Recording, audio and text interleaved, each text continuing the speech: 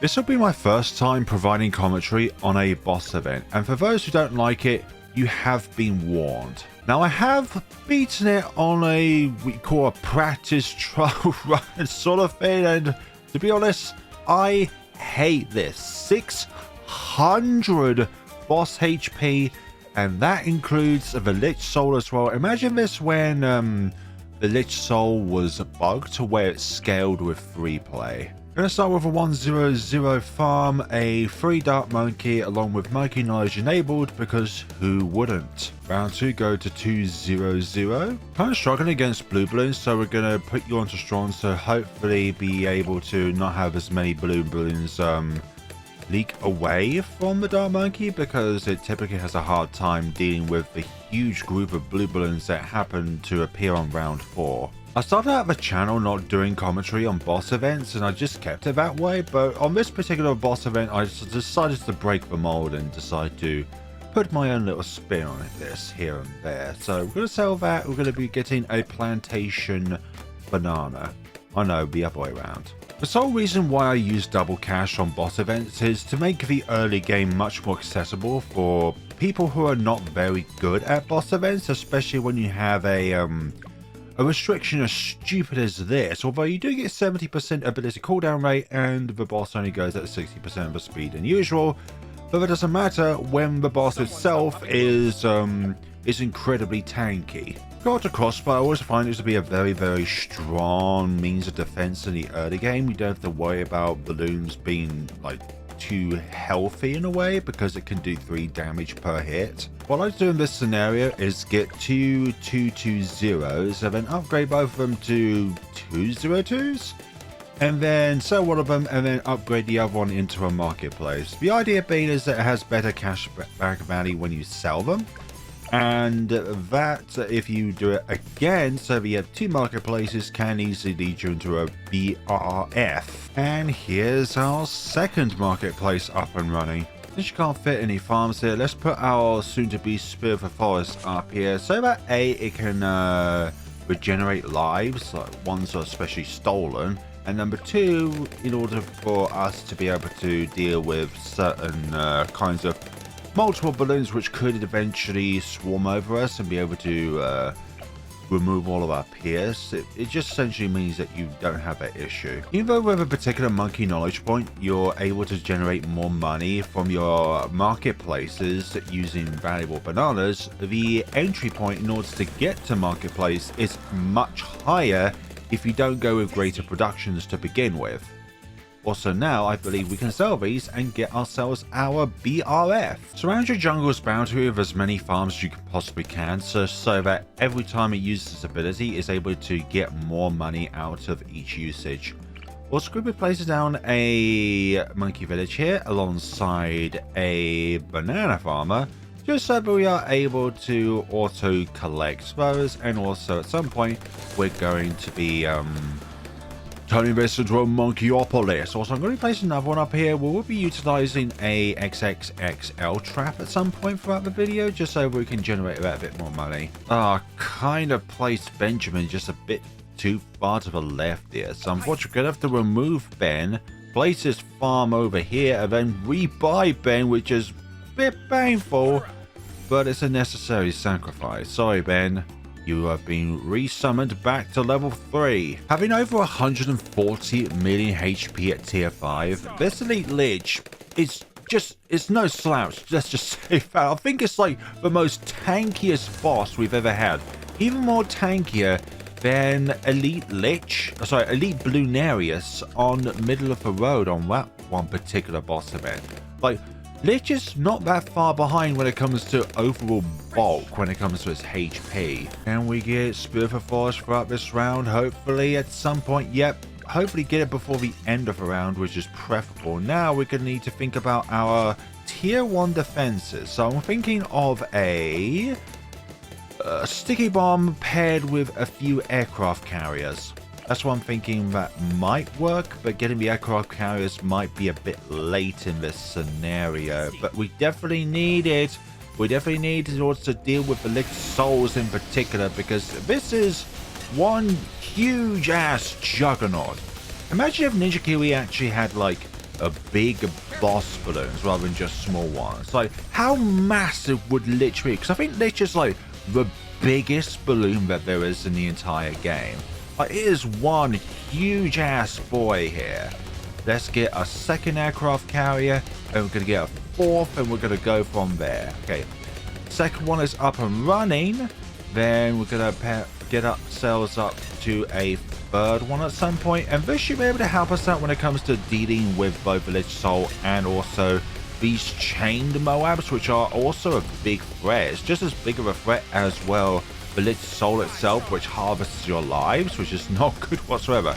Okay, so we've got our defenses up here. So now we're going to focus on our farm production here. So I'm thinking of getting another village over here, but we're going to do some leveling up with banana plantations. But I'm thinking about doing a overclock at some point, just because that is like the more preferable route when it comes to getting your money up and running. It's just by overclocking a BRF or a Banana Central, which has been nerfed recently because its price has gone up, which is fair actually, because Banana Central can buff your banana research facilities. Okay, things are going very well so far. It's nearing halfway throughout its health, which is pretty nice. Like, I should go up to Hotshot, but not really, since the grapes are quite valuable and the fire damage doesn't really contribute a lot. So that's all about up and running. So we're going to go with 2102s. We're going to be putting now the Monkey Town, hopefully, and then Monkey City, which will enable all of our farms in its radius to produce more cash. So the idea is you're going to get yourself an overclock and then be able to boost the range of this, meaning it can reach out to more farms and be able to absorb more, therefore having a higher amount of high amount of money per crate. Also, by the way, the crates have been nerfed recently as well, which is not very good. So 3/4 of the way for its HP, pretty good so far, and it's only just over halfway throughout the map, so we've got this one pretty sort. I may need a second one of these actually. Just to be able to do that little bit more damage. We can't sell this, otherwise selling this will just increase the health of the Lich itself, which is not what we want. Get our second BRF up and running here, and we should be golden here. 23,000 on its last skull now, 7/8 of the way for its HP, because it has 8 skull. So 1, 2, 3, 4. No, only 7 skulls. 8 segments of its health, but just that. Okay. There we go. Now we've got the fourth one up and running, but I'm really nervous about round 60 because we haven't got the finances in order to do this in. Okay, so we're going to sell everything. We're going to get more BRFs up and running here. I should really get an overclock, but I don't want that right now. We want to get this up and running as much as, well, as quickly as we possibly can, if we can. BRF up and running over here.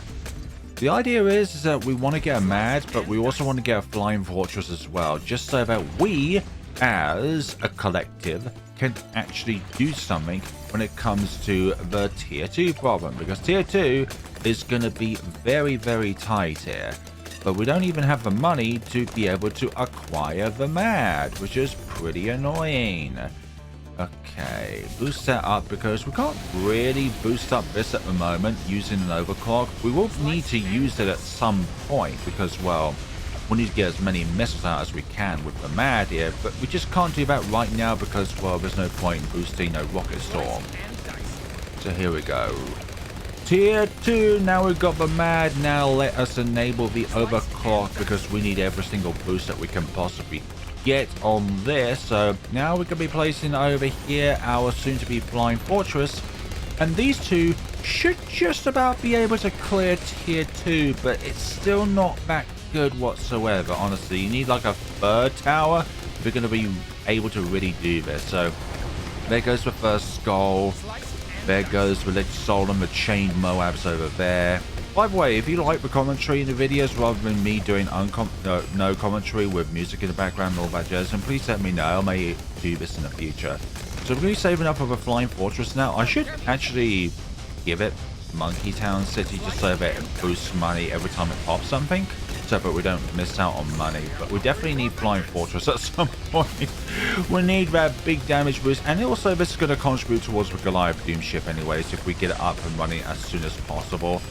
Like, just so that we can get those pop requirements up and running, which is a big factor as to why you get Flying Fortress as soon as possible. Here we go. Here's Flying Fortress doing the damage that it needs to do. Okay, let's get Jungle Drums, Monkey Town. Actually, let's just get all of that, honestly. Not feeling too grand. I mean, it's going to be halfway throughout the track, and it's not even halfway for its health, but just keep in mind we only just got the Flying Fortress, so that is a big factor in and of itself. So get that up and running. It's a bit too close now, Liches, towards the Mad being able to use overclock, otherwise it will just absorb the overclock out of it. Like, these buffs that it provides to the Mad here is not really something that it takes away, because it's like a perma buff rather than one that is, well, a temporary buff. Like, overclock is a temporary buff. Even the stacks of Ultra Boost, they are still considered temporary buffs, something that the Lich is able to take away. But speaking of... Oh, okay, yeah, it's within the range in where it can absorb stuff, which is really annoying. Although it does have a cooldown, which is quite neat. So, what we're going to do is... we're going to absorb all of you. We're going to put, like, a farm over here, but it's a bit too late into the round to consider worrying about that. So now we're going to put in some farms up here, and then I want to boost this one with overclock at some point, but I still got to think about popping this behemoth over here, because we're halfway in its cycle over here, and it's only 3/4 of a way through its HP. Okay, we should think about overclocking the Flying Fortress now. Hopefully it doesn't absorb its overclock here. Is it within range? That's what I'm thinking. Is it in range? I don't want it to be in range. Okay, that's expired, which is kind of good. Let's get Banana Central up and running. They'll be able to boost our production up. Oh my god, I should put the Mad up there. No, and it's going to be in range of this, hopefully. I need you to expire, please. Okay, didn't expire. I think it was just in time, honestly. That's really bad, because... well, A, we can't get farms out of this for a little bit of time, and B, there's a little bit of health restoration. Not good whatsoever. I'm pretty sure there are much more better meta strategies to deal with tier 2, and also the fact that, well, we are having double the cash generation from non-farm stuff, which is, people are really sacrilegious about that, honestly. I feel like you can play the game however you want, but if you're doing anything competitive, then obviously, the go-to thing to do to just have some common sense is not playing double cash mode. But this is not about being competitive or having the best score or playing on ranks and all that jazz. I'm just playing this to have fun, okay? Our next goal is just to get as many farms up and running as possible, because we need the money in order to get ourselves an Apex Plasma Master. But we can't do that unless we have some kind of additional means of production going on here. Although I am also really torn about, like, getting an Ultra Boost as quickly as possible. Actually, I'm just going to get it now so we don't have to worry about it. So, we're going to apply it. Need to use that on there and then apply the tech bot to use, so that you're always applying the Ultra Boost to this, so that that can produce as much money as possible. The only saving grace about having a map like Winter Park is that the majority of the map itself is bordered off by these hedges, so it really makes it so that you can actually use the Apex Plasma Master's Ultra Juggernaut aspect, which is so that its attacks just ricochets off the walls a lot of the time. So the same attack can actually affect it multiple times, really. So hopefully this goes well. We can't really use the Plasma Monkey Fan Club ability because the Elite Lych can actually absorb that. So we don't really care what it's boosted into, really. Here we go. Okay, level 23. That's kind of good because we can place down 2 Crossbow Masters. And it should be able to take this down relatively quickly. We don't need to worry about anything else, really. Although, as always, the Flying Fortress is good. We should think about what else we want in this scenario. I want a Magus Perfectus, an Ascended Shadow, a Goliath Doom ship, but I also want a low-level Navar just to boost with Goliath, honestly. But first of all, I do want our tier 5 Buccaneers up and running. I would like the beloved Grand Saboteur, as we're going to call it. I'm going to put up here a Archmage. I think that's the best Moab counter alongside the Wizard Lord Phoenix. When it comes to the tier 5 wizards, like we want all of those up and running at some point. Also, this is going to get pops through its ability. This is going to get pops, well, because of its attack. And also just being placed on the carrier flagship means that these two Paragons soon to be will have a more centralized position on the entire map rather than being like on one corner or something like that. Like this pond over here is really the most central part of the map itself. So what do we have going on here? A lot of good, because it's on its last skull and it's round 89, so only halfway through its cycle.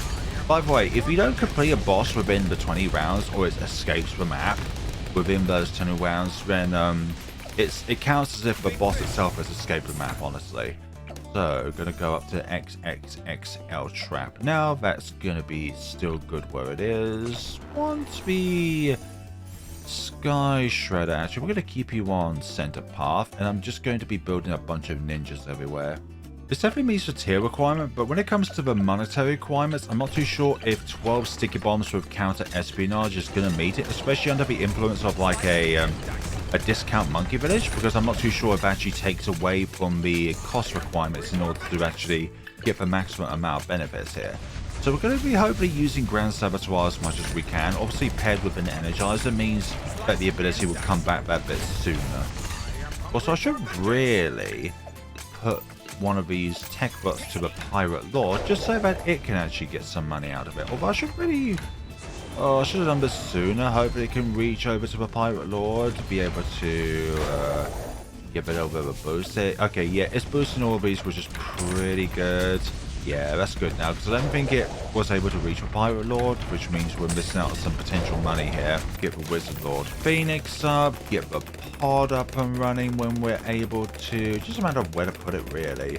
Probably this little corner here, just so we can make full use of this wall of... No, I don't want to upgrade it just yet. I've got nothing ready to get going for it, really. Thank you very much. Okay, there goes round 95. Usually in these scenarios, round 95 is just one of those rounds which is annoying, because I'm used to playing chimps in a 2 megabots or a 2-tower chimp scenario. But with this... Oh, imagine if this was an impossible. No thanks. Imagine if this was impossible difficulty with impossible prizes. People's interests, something along those lines, because people love to make it so that every single scenario is as hard as possible, and then people still say that it's bloody well easy. Provide me with a bigger challenge, please. Okay, round 99, we're going to sacrifice all of our money here to get the best Ascended Shadow that we could possibly can. No money, and we've got ourselves a level 60 Ascended Shadow. This should be good. This should do it. But of course, I'm going to... Shall I place down another Apex Master? No, I think we've got this actually. It's already over 1 million HP, and it's not even like an eighth of the way through the track. Still got to be wary of those blimey Lich Souls, which are going to be the bane of our day if we just allow them to go through the track here. Okay, now my next task is to build a bunch of wizards, because the Mage's Perfectors is going to be our next score when it comes to what Paragon we want here, because one of its abilities is going to do a huge amount of damage for when the Carpet Bomb ability of the Goliath Doom ship is on cooldown. The price requirement for Wizard Monkey should be much easier than the Ninja, just simply because of the fact that you have Arcane Spike, which is a 10,000 price tag thing going on there. Just use your Phoenixes whenever you can, just so you can get that damage rocking on. So we're nearly halfway through the Lich's HP. So this just goes to show that the Paragon Degree 60 Ascended Shadow is more than capable of dealing with a tier 4 Elite Lych with 600% health, but also at 60% speed. Honestly, if the speed was still 100% or it's actually increased, nah, Like, I don't care what people say. There are certain degrees which are so annoying when it comes to a boss event. Like Vortex is my least favorite boss because of how it's difficult. It's not always about like something being difficult, but how it's difficult. Now that can be incredibly annoying to counter here. We're very close now, 7/8 of a way through its HP, and it is near the last skull up and running, losing 20 lives. Doesn't matter when we've got the mana shield, and we've got Spirit of the Forest and Monkey Wall Street regenerating lives, which is pretty good here.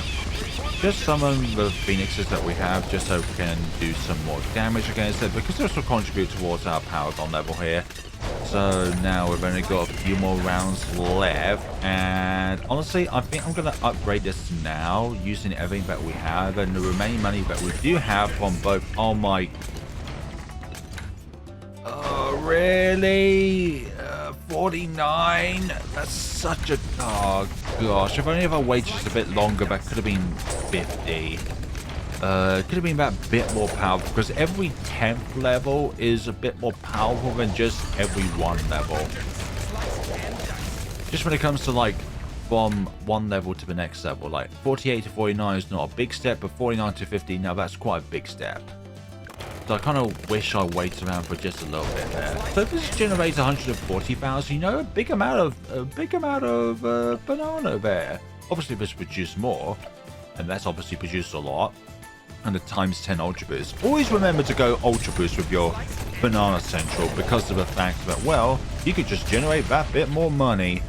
If only we had fertilizer. But Ben is obviously our go-to hero. If Geraldo's not available, then Ben is the next best option. So what are we going to get out of all of this? Well, I think the Navark might be out of our price range here, considering we don't even have the money to get it, but when we sell all this, hopefully we can get some results. Okay, we're going to need some... Oh, wait, we've got these engineers as well to sell. Shall we sell Ben? Nah, not really. There's not much worth selling Ben, honestly. We'll keep the Energizer there because of the... ability up times, but then again it doesn't work on Paragons. I really wish I could have did. So we're gonna sell that as well. Yeah, we're gonna sell it as well. Sorry, Energizer, you are such a valuable aspect, especially when it came to the Ultra Boost. We're gonna upgrade to the Navark of a Cease here. Not gonna put any money into it. I'm not expecting anything big. Oh, degree 10, that's actually more than I thought it was gonna be, to be honest. I was expecting like level 9 or anywhere between 1 and 9, honestly. So what we have here, we're going to need a bunch of cheap aces just so that we can meet the tier requirement. Oh, do we have the money for this? That's what I'm thinking. We've got 20 of these 402 Operation Darkstorms. But can we get a Glue Storm here? Oh, we were just about able to get it. Let's just use what we have remaining out of this. And we have ourselves a degree 38. I kind of wish it was in the 40s, but this is just what we have here going on, honestly. Yeah, if it was if it was at 40, it would make a big difference, honestly. Okay, we're going to put this over here, but the attack speed bonus should be able to benefit this quite greatly. So without further ado, let us apply one of these to the Glue Storm, and let's commence with this. So you are there, so we're going to apply that to you. We're going to be doing the ability there first before we use the Carpet Bomb ability. I'm not too sure if it has like an official name, but I do like to call it the Carpet Bomb ability because it's providing a carpet of bombs onto said battlefield. Okay. This is going to be incredibly close here. Put the ability up there, thank you very much. We don't want to auto-activate the ability just in case if it's on a poor time where the Lich is temporarily invulnerable to attack. So I'm gonna absorb a mana out of you again and then use your very powerful ability again. I forgot what the ability is actually called. Like that ability up there, I forgot the actual name of it, which is really embarrassing. Imagine that, a balloons tuber doesn't know the name of an ability. Very, very unsubscribable. It's unsubscribe able. Okay, put you on strong so that you're always targeting the Lich, because debuffs like this do work. But obviously we can't put down the ice tower because it's not available in this scenario. And this is going to be looking very tight. I'm not going to lie. This is going to be a very, very tight scenario. And the Lich Soul is obviously very powerful because it has 6 times more HP and we don't have any more means of recovering our lives here, so we're just gonna have to win it with the 1,000 that we have up here. The Carpet Bomber's doing very good at the moment. Mage's Perfector's doing well. We need to regenerate that. Luckily, the 70% ability cooldown also affects Paragons as well, which is pretty snazzy. Okay. I should use the Carpet Bomb ability again, just so that then we can get it down to where it's not even invulnerable still. Oh, this is going to be a very tight scenario, not going to lie. Okay, get you up to full mana and then use that ability again. Like, this is incredibly powerful. Millions of pops every few seconds, which is pretty cool. Honestly, at times it can rival the Goliath Doom Shift. Obviously, the Goliath is lower level than this, and then the Ascended Shadow is doing Ascended Shadow shenanigans. What can we actually do with the rest of our money, honestly? Don't really need this, but I'm gonna have it anyways.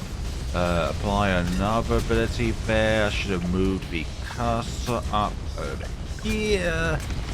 Oh, this is looking really tight. We're gonna use it now, actually, just to get this down. Like, using this as much as possible is key, and that's probably why, honestly, using abilities is very pivotal in one of these scenarios, because of a sheer fact that, well, you kind of have that bit of advantage at your disposal, and you don't really have a lot of time to be able to pop this speed, even though it's only at 60% boss speed. You are kind of on a clock here. Oh my gosh, look at this right now. Like, I looked at this scenario and was like, there's just no way this is possible, honestly. Especially for me, who is obviously relying on double cash in order to get through this scenario. Let's use the ability now just to instantly kill the Lich Soul, and that should be it. You know what? Just for funsies, we're going to put ourselves some Carpet of Spikes. And there we go, everybody. That is Lich Soul, obviously with Lich with double cash, obviously. And that is the scenario. Also, Gluestorm also helps as well against these scenarios. Bloody hell. 144 million HP.